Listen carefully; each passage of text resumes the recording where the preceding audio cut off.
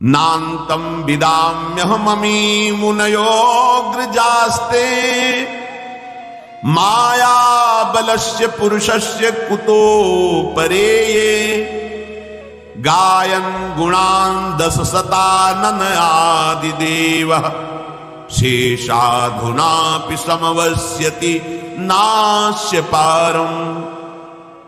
भगवान की माया शक्ति पर कोई विजय पा सके असंभव, पर विजय पाई जाती है तो कैसे? बोले जिनका हजारों मुख से यशगान भगवान शेष जी करते रहते हैं पर उनके गुणों का पार नहीं पाए, उन प्रभु का नाम, उन प्रभु का नाम कीर्तन तुम्हें माया पर विजय प्राप्त करा देगा। माया भ्रम, अज्ञान, अविद्या। जो भगवान के नाम गुण का कीर्तन करता रहता है, श्रवण करता रहता है, उसको प्रगट में भी कभी कोई परास्त नहीं कर सकता। ऐसा नहीं कि परास्त करने नहीं आएगा, परास्त करने आएगा। काम, क्रोध, लोभ, मोह या संसार का कोई व्यक्ति, घटना, परिस्थिति आते हैं, विघ्न तो आते ही हैं, सबके जीवन में आते हैं। पर नाम चल रहा है, बड़ा चमत्कार जीवन में प्रकट होता है नाम का। ये जो हम भगवत भक्तों के चरित्र आपको गुरु कृपा से जो सुनने को मिलते हैं, सुनाते हैं, उनसे हमें एक बल मिलता है। वो एक छोटी जीवनी की धरा से एक भगवत स्वरूप स्थिति को प्राप्त होते हैं। जैसे हम शरीरासक्त होकर विषयों में, भोगों में लगे, एक छोटी धरा, शरीर और भोगों का त्याग करके निरंतर ब्रह्माकार भगवदाकार वृत्ति, ये बड़ी धरा है। छोटी धरा से बड़ी धरा, इसमें तर्क वितर्क या संशय की कहीं कोई भी गुंजाइश की जरूरत नहीं। भक्तों के चरित्र श्रवण मात्र से प्रभु के नाम रूप लीला धाम में रति होती है। आपके मुख में भगवान नाम चल रहा है तो कोई भी आपको परास्त नहीं कर सकता। बड़ी महिमामयी इस महाभागवत की बात है। सुधन्वा जी, ये एक चंपापुरी नाम का राज्य था, वहां के राजा हंसध्वज जी थे, उनके पुत्र थे श्री सुधन्वा जी। परम धार्मिक, धर्मपूर्वक राज्य का शासन करना और प्रभु की भक्ति में रत रहना और योद्धाओं में सर्वश्रेष्ठ वृत्ति रखना, ये हंसध्वज राजा का प्रभाव। पूरी प्रजा को अपने पुत्र की तरह पालन करना। राजा पूरे देश का पिता है और प्रजा पुत्रवत राजा के द्वारा पोषित होती है। जो प्रभु का भजन करते हैं, ये न समझा जाए कि वो गरीब ही लोग भजन करते हैं, भिखारी लोग भजन करते हैं, ऐसा नहीं। ये प्रभु का भजन जो करते हैं वो गरीब नहीं है, जो प्रभु का भजन नहीं करते वो गरीब है। क्योंकि अंतिम समय उनके पास कुछ नहीं रहता तो हुए ना निर्धन। और जो भजन करते हैं वो माला माल होकर के यहां से जाते हैं। परम धन राधा नाम, खूब जमा है राधा नाम, अब उनको आनंद ही आनंद प्राप्त होगा। तो ये उस समय की बात है जब महाराज युधिष्ठिर अश्वमेध यज्ञ कर रहे थे। प्रद्युम्न, सात्विकी आदि असंख्यों महारथी योद्धा द्वारिका से सहयोग के लिए आए हुए थे। घोड़ा छोड़ा जाता है, जिस राज्य से घोड़ा जाता है तो घोड़े का पूजन करके नमस्कार कर लिया तो मतलब वो राजाधीन है, और अगर घोड़े को पकड़ लिया तो मतलब युद्ध होगा, तब आगे बढ़ा जाएगा। जो ही गुप्तचरों ने हंसध्वज राजा को समाचार दिया कि महाराज युधिष्ठिर का अश्वमेध यज्ञ का घोड़ा आपकी राज्य सीमा में प्रवेश कर चुका है, उनको बहुत आनंद हुआ। अहो भाग्य, जिनकी हम आराधना कर रहे थे भगवान जरूर दर्शन देंगे, क्योंकि ये पांडवजन महाभागवत हैं और इनको जरा भी कोई कष्ट देना चाहे तो भगवान व्याकुल होकर उपस्थित हो जाते हैं। गुप्तचरों से पूछा कि क्या भगवान श्री कृष्ण भी हैं? बोले उनके तो दर्शन नहीं हुए, पर हां द्वारिका की सेना भी उपस्थित है, तो उनका दर्शन जरूरी है। वैसे अगर वो होते तो घोड़े का पूजन करते और प्रभु के दर्शन कर लेते, पर प्रभु नहीं है तो दूसरा उपाय करना पड़ेगा दर्शन के लिए। आदेश किया महाराज युधिष्ठिर के अश्वमेध को पकड़ लिया जाए। पकड़ लिया गया। जे ही पकड़ा गया तो अब इतने महान महान महारथी, साथ में अर्जुन जी भी हैं, सात्विकी जी हैं, प्रद्युम्न जी, बड़े बड़े महारथी। हर्षपूर्वक युद्ध का जयघोष किया गया। हंसध्वज जी ने आदेश कर दिया तत्काल सेना उपस्थित हो। अगर तनिक भी विलंब किया गया तो खोलते हुए कड़ाह में उसे डाल दिया जाएगा।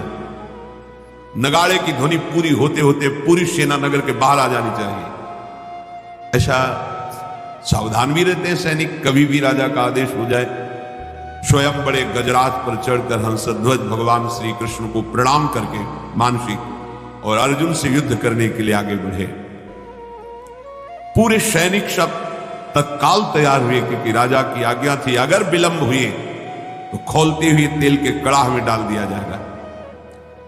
सब ठीक समय पर उपस्थित हो गए। वहां एक भयंकर अग्नि के उसमें बड़ा कड़ाह रख करके तेल खोलाया गया, कोई विलंब ना हो, अगर होगा तो डाल दिया जाए। जितने भी वीर योद्धा थे सब उपस्थित हो गए, लेकिन राजा के पुत्र जो सुधन्वा जी थे, ये बड़े भगवान के नाम जापक भक्त थे, हर समय नाम जप करते रहते थे। जो ही आज्ञा हुई अस्त्र शस्त्रों से सुसज्जित हुए। पहले तो माता जी के पास गए, उनको प्रणाम किया और कहा मां आज हमारे जीवन का परम लाभ उपस्थित हुआ है, क्योंकि आज मुझे अर्जुन से युद्ध करना है। वो भगवान के परम प्रेमी भक्त हैं, आज युद्ध कौशल के द्वारा उनको मैं तृप्त करूंगा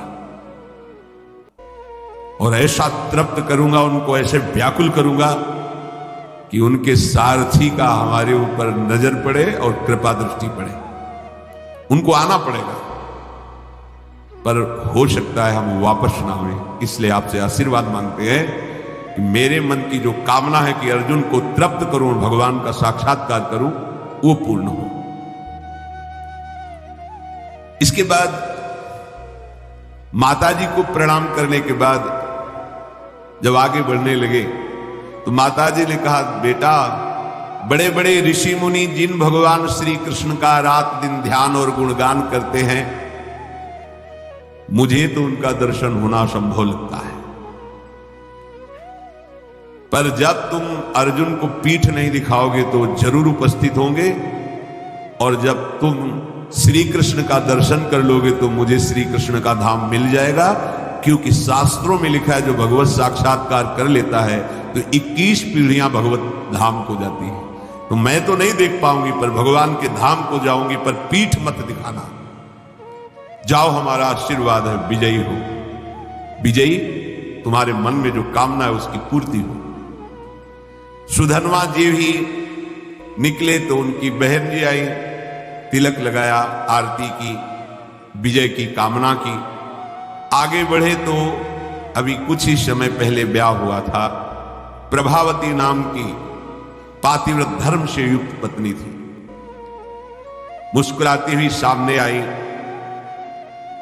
और सुधन्वा की पूजा की और कहा स्वामी, मुझे पता है आज आप कहां जा रहे हो, महाबली महारथी अर्जुन से युद्ध करने। मैं जानती हूं कि जहां तुम जा रहे हो वहां से वापस आना असंभव है, जानती हूं, पर इतनी तो कृपा कर दो कि आपको जलांजलि देने वाला कोई होना चाहिए। अभी कुछ ही समय पहले ब्याह हुआ था। सुधन्वा ने कहा तुम धैर्य रखो, श्री कृष्ण के बल से मैं अर्जुन को परास्त करके शीघ्र ही वापस आऊंगा। प्रभावती ने कहा नाथ, आज तक हमने ऐसा नहीं सुना कि जो श्री कृष्ण से मिलने के लिए गए हों फिर वापस लौटे। शास्त्र प्रमाण है, बड़ी गूढ़ बात कही। जो श्री कृष्ण से मिलने गए हों और वापस लौटे हों, ऐसा आज तक प्रमाण नहीं मिला। तो वापस लौटने की तो हम आशा ही नहीं रखेंगी। बस हमारी एक कामना है कि आपको जलांजलि देने वाला कोई होना चाहिए। तो शास्त्र सम्मत बात थी। वहां कड़ाह में तेल खोल रहा है, सब आ चुके, लेकिन राजकुमार नहीं आए। राजा को बहुत कष्ट हुआ कि सब आज्ञा के पालन में, और सुधनवा मेरी आज्ञा का उल्लंघन कर रहा है, क्योंकि अब वो जलांजलि देने के लिए पुत्र की कामना से युक्त होकर के अपनी पत्नी की भाव को पूर्ण किया। उनको तो पता नहीं, तो जल्लादों को तुरंत भेजा, सुधनवा को पकड़कर लाया जाए, खोलते कड़ाह में डाल दिया जाए। राजा के यहां बड़ी विचित्र होती है। वो अपराधी साबित हो गए हैं क्योंकि विलंब हो गया, राजा आज्ञा का उल्लंघन किया।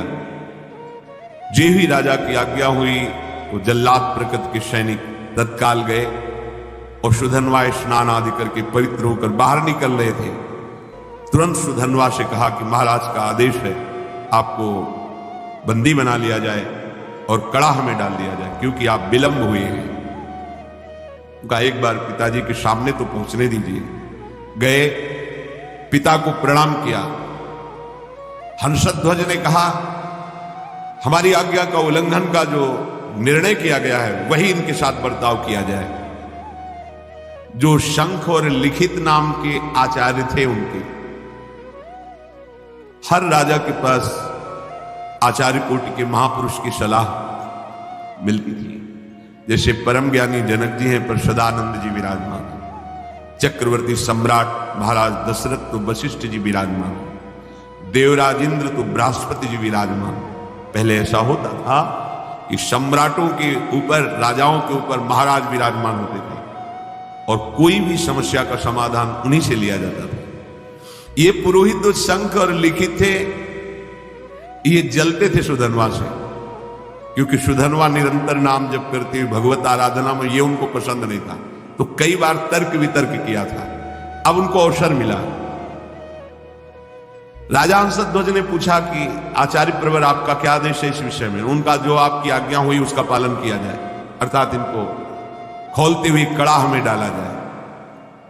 स्वभाव से ईर्ष्या रखने वाले ये शंख और लिखित आचार्य ने खोलते कड़ाह में सुधनवा को डालकर उनका जीवन अंत कर दिया जाए, ऐसा ही दस्तखत कर दिया।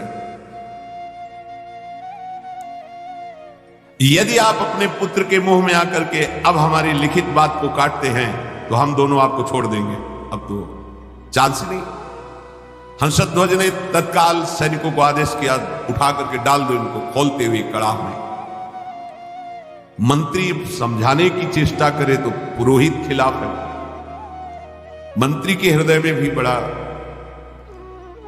सुधनवा जी ने यही देखा कि मेरी कामना तो नष्ट हो गई। मेरी कामना थी अर्जुन को युद्ध में इतना व्याकुल करूंगा कि भगवान पधारेंगे और मैं उनका दर्शन पाऊंगा।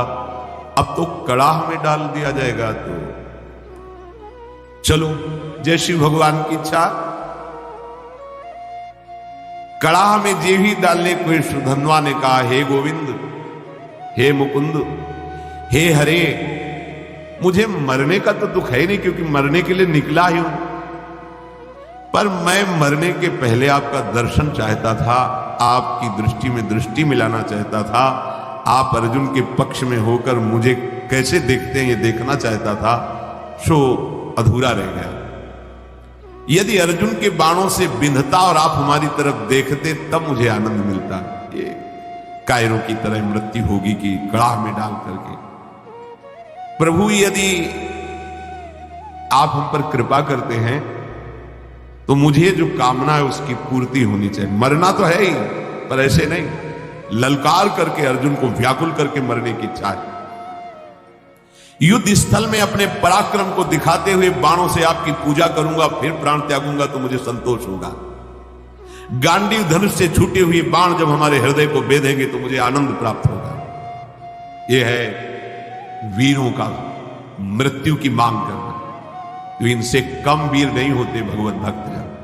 काम, क्रोध, लोभ, मोह, मद, मत्सर, ईर्ष्या, द्वेष, पूरा जगत सब का विरोध सह करके भगवान के मार्ग में बढ़ते हैं, जो सच्चाई से बढ़ते हैं। श्री कृष्ण श्री कृष्ण श्री कृष्ण श्री कृष्ण, मुख से अनवरत तो चलता ही रहता था। उठाया गया और कड़ाह में छोड़ दो, खोलता हुआ तेल। काफी देर वो आनंद से उसी कड़ाह में बैठे रहे। आसपास तेल खोल रहा है, रोम भी नहीं जल रहा, क्योंकि अग्नि में जो दाहिका शक्ति है वो श्री कृष्ण के द्वारा दी गई है, और जिसके मुख में श्री कृष्ण है, जो श्री कृष्ण के आश्रित है, तो दाहिका शक्ति उसको कैसे जला सकती है? महावीर हनुमान जी महाराज, पूंछ में आग लगी है और पूंछ का एक रोम नहीं झुलसा, पूरी लंका जल गई। वहीं पूरी लंका के मध्य में विभीषण, जो रावण जैसे राजा के महामंत्री और भाई हैं, उनके महल में कहीं भी कुछ भी झुलसा नहीं, पूरी लंका जल गई। क्यों? दाहिका शक्ति जिनकी आज्ञा से काम करती है, उनके भक्त का घर कैसे जल सकता है? उनके महाभागवत की एक रोम भी नहीं झुलसा हनुमान जी का। ऐसे ही सुधनवा जी का एक रोम भी नहीं झुलसा। जैसे जल में प्रफुल्लित कमल खिला रहता है, ऐसे मुख प्रसन्न श्री कृष्ण श्री कृष्ण श्री कृष्ण। अब सबको बड़ा आश्चर्य हुआ, तेल बुदबुद बुदबुद खोल रहा है, ये भी नहीं है कि वो शांत हो, और वो प्रसन्न मुद्रा में श्री कृष्ण श्री कृष्ण। ये नाम का बहुत चमत्कार है, अपने लोग उसे समझ नहीं पा रहे हैं। राजा हंसध्वज ने अपने पुरोहित शंख और लिखित से कहा, ये क्या हो रहा है? ये जल क्यों नहीं रहा है? पुरोहित जी विचार करके, आग तो जल रही, क्या तेल ये ऐसे ही खोल रहा है, इसमें गर्मी नहीं है? तो एक नारियल फल ऐसे वो कड़ाह में डाला, जे भी डाला और इतना गर्म तेल था, फटाक से फटा, और लिखित और शंख दोनों आचार्य थे, उनकी खोपड़ी में लगा जाके, और उनकी खोपड़ी में फफोले पड़ गए, उसकी बूंदे पड़ गई। वो महाराज, ये तो बिल्कुल आग है इस समय तेल। निश्चित है कि सुधनवा श्री कृष्ण नाम के बल पर है, इसलिए आग इसे नहीं जला सकती। अब पुरोहित को विरोध करने का कोई भी अवसर नहीं। वहां के लोगों ने सुधनवा जी कोई औषधि का प्रयोग किए हुए हैं क्या, जो तेल का प्रभाव नहीं पड़ रहा? वहां बड़े बड़े आयुर्वेदाचार्य भी थे, कहा नहीं, इस ऐसी स्थिति में कोई औषधि काम नहीं करती। इसका मतलब है कि ये जो कृष्ण कृष्ण बोल रहे हैं, इसी का प्रभाव है। यही तो मित्रजन पूछते थे प्रहलाद जी से कि तुम्हारे ऊपर बड़े बड़े काले सांप छोड़े जा रहे हैं और तुम्हें काटते नहीं, तुम्हें पहाड़ से दबाया जा रहा है, अग्नि से जलाया जा रहा है, जल में डुबोया जा रहा है, बड़े बड़े नुकीले शस्त्रों से काटा जा रहा है, पर तुम्हारी त्वचा ही नहीं कटती, ऐसा क्या है तुम में? तो उन्होंने कहा, मैं हर समय हरि हरि श्री हरि ऐसा बोलता हूं, तो मुझे लगता है कि मेरे हरि मुझे ऐसे लिए हुए, तो ना कोई आग, ना कोई अस्त्र शस्त्र, ना कोई मुझे दुख, कोई छू ही नहीं पा रहा है, क्योंकि मेरे हरि मुझे गोद में लिए हुए और ऐसे किए हुए। नाम का बहुत बड़ा, ऐसा ना समझो कि ये उनके ऊपर प्रभाव था, आपके ऊपर नहीं। आप वैसे ही जपिए, देखिए प्रभाव। अब पुरोहित जो लिखित और शंख जी थे, उन्होंने कहा, धिक्कार है मुझे, मैं अपने शास्त्र ज्ञान के गर्व में होकर भगवान की भक्ति का तिरस्कार करता था। आज मैंने देख लिया सुधनवा की भक्ति का प्रभाव। और वो दोनों ऐसा सोच ही रहे थे कि फिर जो परिजन थे सुधनवा को बाहर नहीं, कुछ नहीं, बस जैसे और तेल से चिकनाट हो गई हो बस। अब वो दोनों शर्मा करके आचार्य खुद कड़ाहे पे कूद गए। धिक्कार हमारे जीवन को, ऐसे भक्त का विरोध करते थे। सुधनवा जी ने श्री कृष्ण श्री कृष्ण श्री कृष्ण, कूदने में तो थोड़ा जलन सी, पर तुरंत शीतल हो गया। आचार्य थे, चरणों में पड़ गए सुधनवा के। कौन ऐसा है जो नाम जापक के चरणों में अपना भाव समर्पित कर दे? नाम की बड़ी महिमा है। सुधनवा के आचार्य थे लिखित शंख, उन्होंने छाती से लगा के कहा, प्रिय राजकुमार, आज मुझे तेरी कृपा से समझ में आया कि भगवान के नाम में जो शक्ति है वो किसी और कहीं साधन में नहीं है। पुरुष सिंह, आज तुम्हारे स्पर्श से मैं पावन हो गया, क्योंकि तुम भगवान नाम जप करते हो। अब पता चल गया कि मैं तुम्हारा उद्धार नहीं करूंगा, तुम मेरा उद्धार कर दोगे। आचार्य अपने शिष्य से कह रहे, वीरवर जाओ, सम्रांगण में तुम्हारी कामना की पूर्ति हो। सुधन्वा पिता को प्रणाम किया। पिता ने कहा, आज हमारे सेनापतित्व का पद सुधन्वा लेंगे। अब युद्ध प्रारंभ हुआ। सुधन्वा कब प्रत्यंचा चढ़ाई और बाण छोड़ा, बड़े बड़े सैनिक देख ही नहीं पा रहे थे। लोगों को ये भ्रम रहता है कि हम नाम जप करेंगे तो स्कूल में पढ़ाई में विघ्न पड़ेगा, हमारे कामकाज में विघ्न पड़ेगा। ऐसा मत सोचिए। नाम जप करोगे तो आप बहुत अच्छे विद्यार्थी होंगे, नाम जप करोगे तो आप बहुत अच्छे किसान होंगे, नाम जप करोगे तो आप बहुत अच्छे, जो भी जिस मार्ग में जाओगे बहुत अच्छे बन जाओगे, क्योंकि बुद्धि पवित्र होगी और भगवान नाम की सामर्थ्य है, तो आप जो चाहोगे कर सकते हो। जब अर्जुन ने देखा कि ये 9 राजकुमार बड़े बड़े महारथियों को भी मूर्छित करता हुआ आगे बढ़ता जा रहा है, तो स्वयं वो अपने गांडीव धनुष की प्रत्यंचा खींची और सामने आकर खड़े हो गए। अर्जुन ने कहा, है राजकुमार, अब तुम किसी साधारण वीर के सामने नहीं खड़े हो, गांडीव धनुषधारी अर्जुन के सामने खड़े हो। जितनी सामर्थ्य हो अब हमसे तुम युद्ध करके दिखाओ। सुधन्वा ने निर्भयता पूर्वक हंसकर कहा, हे पार्थ, आपने बहुत सी लड़ाइयां लड़ी और विजय को प्राप्त हुए हैं, पर उसका तुम कारण नहीं जानते हो कि तुम विजय में क्यों प्राप्त हुए हो। क्योंकि तुम्हारे सारथी श्री कृष्ण थे। इस समय तुम हमारे सामने टिक नहीं सकते, क्योंकि तुम्हारा सारथी नहीं बैठा है, श्री कृष्ण नहीं है। तो यद्यपि तुम महावीर हो, पर तुम मेरे सामने नहीं टिक सकते। तुम्हें सलाह देता हूं, अगर मेरे पर विजय प्राप्त करनी तो अपने सारथी की याद करो, नहीं तो तुम्हारी सामर्थ्य नहीं है, ये गांडीव धनुष के निकले हुए बाणों की सामर्थ्य नहीं कि मुझे परास्त कर सके। एक बालक के मुख से ऐसी चुनौती, अर्जुन जी परम धनुर्धर, दिव्यास्त्रों का ज्ञान, क्रोधित होकर सुधन्वा पर बाणों की वर्षा शुरू कर दी। सुधन्वा जी ने हंसते हंसते एक एक बाण को तिल तिल के समान काट के गिरा दिया।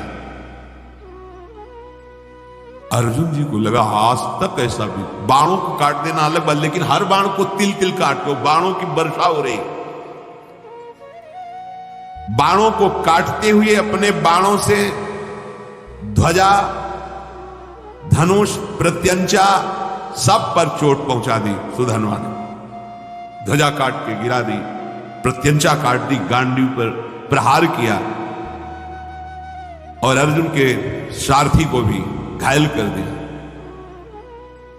और कहा, कहां गया तुम्हारा वो पुरुषार्थ गांडीव धनुषधारी अर्जुन।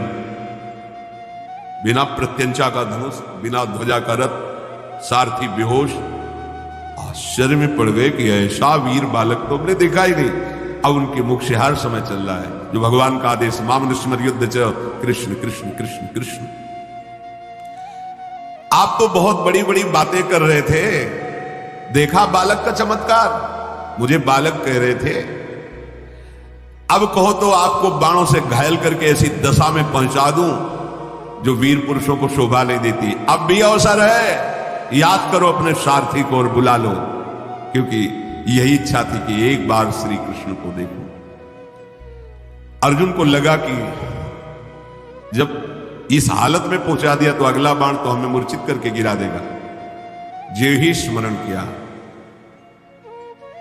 भगवान दौड़ते हुए आ गए। यही है भगवान का वात्सल्य। जैसे मां, तो मां कहीं भी वो आवाज पड़ती भाग के आ जाएगी, लेकिन उनके लिए जिन्होंने केवल भगवान को अपना माना है, केवल, अगर दूसरा कोई है तो रुके रहेंगे, ध्यान रखना।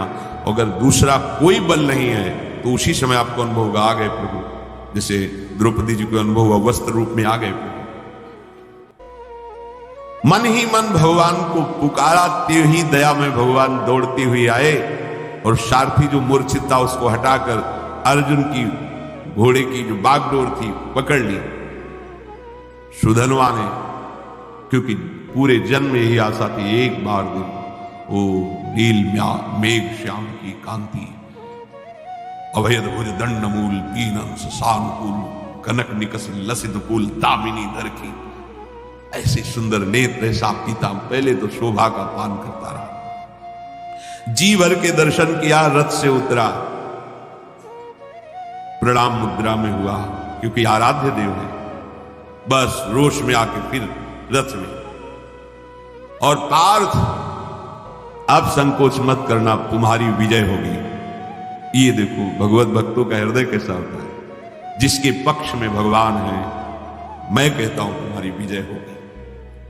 पर मेरे पर विजय प्राप्त करने के लिए तुम्हें पुरुषार्थ दिखाना होगा। ऐसे नहीं कि मैंने धनुष रख दिया तुम्हारी विजय हो जाएगी। अर्जुन ने कहा, वीर आज मैं तुम्हारे सुंदर मस्तक को 3 बाणों के द्वारा काट कर गिराऊंगा। यदि मैं श्री कृष्ण के सामने तुम्हारे सिर को ना गिरा सकूं तो मेरे जितने पूर्वज हैं सब पुण्यहीन होकर के नरक में गिर जाएं। ये मैं प्रतिज्ञा करता हूं। सुधनवा ने कहा, पार्थ मैं श्री कृष्ण के सन्मुख प्रतिज्ञा करता हूं कि आपके तीनों बाणों को अपने पास नहीं पहुंचने दूंगा, बीच में ही काट के गिरा दूंगा और 3-3 टुकड़े करूंगा, और ऐसा ना करूं तो मुझे घोर दुर्गति प्राप्त हो। महाबली सुधनवा ने 10 बाणों के द्वारा अर्जुन को, 100 बाणों के द्वारा श्री कृष्ण को, 1 बाण रथ पर चलाया जो कुम्हार की चाक की तरह पूरे रथ को उठा के घुमाने लगा, और 100 हाथ दूर फेंक दिया सुधनवा ने। 100 बाण भगवान की पूजा में, 10 बाण अर्जुन की पूजा में, और 1 बाण मारा, रथ ऐसे चक्राकार होकर 100 हाथ दूर गिरा जाकर के। भगवान श्री कृष्ण बोले, धन्य है वीर, धन्य है। अर्जुन बिना समझे मुझे प्रतिज्ञा कर ली, पितरों को नरक भेजना है क्या? सुधनवा देखो कितना महाबली है। सुधनवा की शक्ति देखी तुमने? ओ श्री कृष्ण श्री कृष्ण श्री कृष्ण श्री कृष्ण नाम चल रहा है। अर्जुन ने कहा, प्रभु उसकी प्रशंसा क्यों की? बोले, जानते हो समस्त ब्रह्मांडों का भार लिए हुए मैं बैठा हूं, मुझे सहित तेरे सहित 100 कदम पीछे फेंक दिया। बोले, प्रभु इसका इतना बल कहां से आ गया?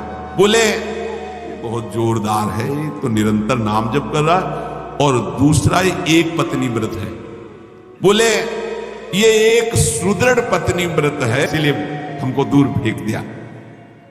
अर्जुन ने भगवान से कहा, इस समय विनोद का समय नहीं है, इस समय तो हमारी हार हो रही, आपके बैठने पर भी।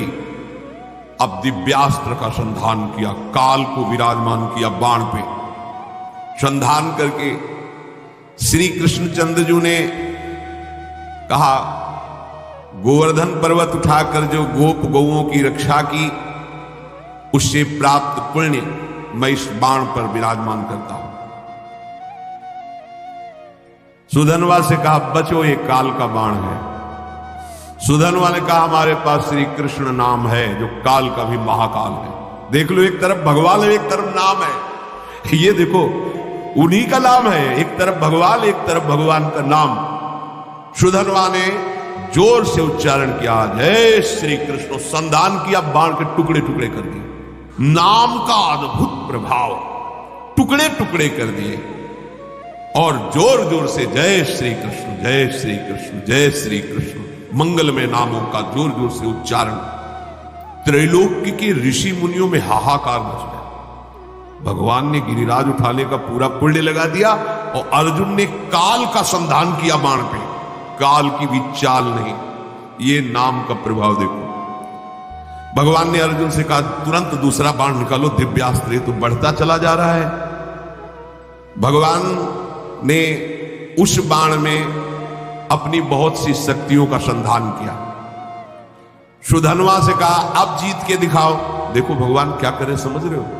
मेरे नाम के आगे मेरे पुण्य और सुकृत और शक्तियां भी काम नहीं करती, इसीलिए नाम के अधीन भगवान हो जाते हैं। सुमिर पवन सुत पावन नामू, अपने बस करी राखे रामू। इस रहस्य को समझो।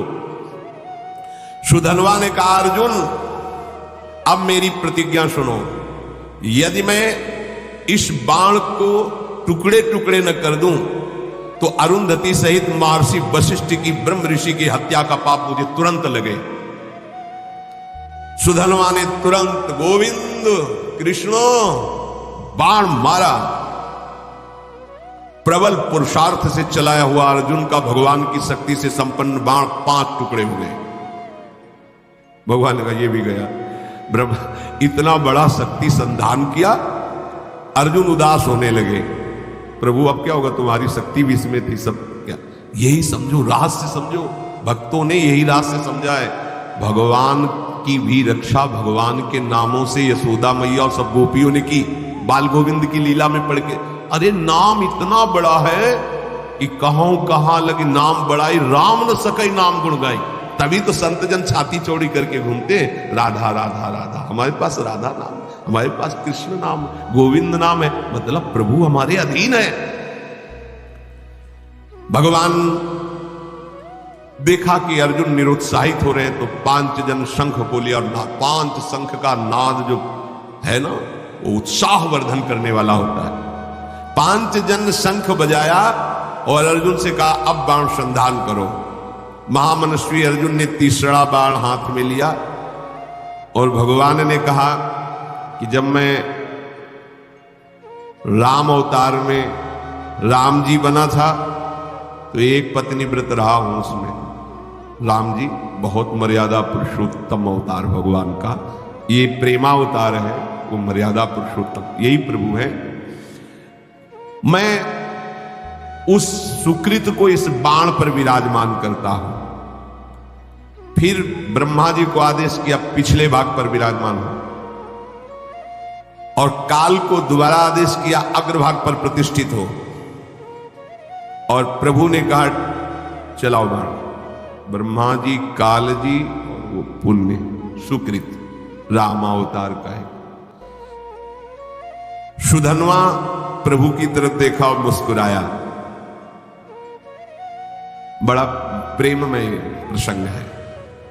अर्जुन से बोला, अभी संशय है तुम्हें? तुम्हारे विजय के लिए क्या कर रहे हैं, देख रहे हो? तुम्हें संशय? भला कोई प्रतिज्ञा करो अब तुम इस बाण के बचाने के लिए। अर्जुन ने कहा, वीरवर, यदि तुम्हारा मुकुट सहित मस्तक में काट के ना गिरा दूं तो भगवान श्री हरि और भगवान शंकर में भेद करने से, निंदा करने से जो पाप लगता है वो मुझे अभी लगे। सुधनवा ने कहा, मैं इस बाण को अगर काट ना दूं तो काशी में मणिकर्णिका तीर्थ में भगवान शिव जी को पैर मारने से जो पाप लगता है, शिव विग्रह पर पैर, वो मुझे पाप अभी लगे। दोनों भगवत भक्त हैं और इतनी बड़ी बड़ी प्रतिज्ञा। सुधनवा ने भगवान श्री कृष्ण की तरफ देखा और कहा, जय श्री कृष्ण, जय श्री कृष्ण। अर्जुन उस बाण को संधान किया। सुधनवा ने उस प्रभावशाली बाण को कृष्ण कृष्ण कहते हुए काट दिया। हाहाकार मच गया। इस बाण को तो कोई काट ही नहीं सकता था, क्योंकि इतनी महिमा से युक्त हो गया था। अब कटा हुआ बाण का अग्रभाग सुधनवा के मस्तक को काट करके गिरा दिया। बाण तो काट दिया, पर कटा हुआ अग्रभाग बाण का जाकर सुधनवा के मस्तक को काट कर गिरा दिया। आश्चर्य की बात कि सुधनवा के कटे हुए मस्तक से भी निकल रहा था, जय श्री कृष्ण, जय श्री कृष्ण, जय श्री कृष्ण। जैसे द्वेष भाव से भजने के कारण रावण के भी मुख से निकल रहा था, कहां राम रन हतोपचारी, खोपड़ी पड़ी है पर उससे निकल रहा था, कहां राम रन हतोपचारी। महाभागवत सुधनवा जी के कटे हुए सिर से निकल रहा था, जय श्री कृष्ण, श्री कृष्ण, श्री कृष्ण। भगवान श्री कृष्णचंद्र जो उतरे और अपने कर कमल से उसके सर को उठाया और हृदय से, ये तो बाहरी लीला थी। इतने में सुधनवा के जो शरीर से ज्योति निकली थी, भगवान की परिक्रमा करके भगवान में लीन हो गई। श्री कृष्णचंद्र जी ने सुधनवा के पिता से कहा, ऐसा भक्त अभूतपूर्व है, शायद ऐसा न हुआ है, न ऐसा आगे होगा, जैसा तुम्हारा पुत्र मेरा भक्त था। वो तो मेरे दिव्य धाम में गया, शोक मत करना, विलाप मत करना, रोना मत, क्योंकि रोने लायक नहीं है। रोने लायक संसारी जन होते हैं जो प्रभु से विमुख जीवन व्यतीत करते हैं। जो प्रभु में जीवन व्यतीत करते हैं वहां तो उत्साह मनाया जाता है, क्योंकि वो धाम गया, नरक तो गया नहीं कि रोए, धाम गया तो खूब नाम कीर्तन किया जाता है। भक्तों को अभय देने वाले प्रभु श्री हरि के नाम की अपार महिमा, इसलिए भगवान कह रहे अनन्य होकर के सततम कीर्तन, निरंतर मेरा, इससे बड़ा कोई लाभ नहीं। क्या चाहिए, जो चाहिए सब प्राप्त हो जाएगा। आप जैसे भी बने, भाव से कुभाव से, श्रद्धा ना हो तो भी जो नाम आपको प्रिय लगे, सब हमारे प्रभु के नाम है, उनके नाम का खूब जप करो, कीर्तन करो, सुखी हो जाओगे, आनंदित हो जाओगे। भगवान उनकी ही रक्षा नहीं करते, हम सबकी रक्षा करेंगे। पर जब हम अहंकार से युक्त होकर, तो फिर भगवान अहंकारी की रक्षा नहीं करते।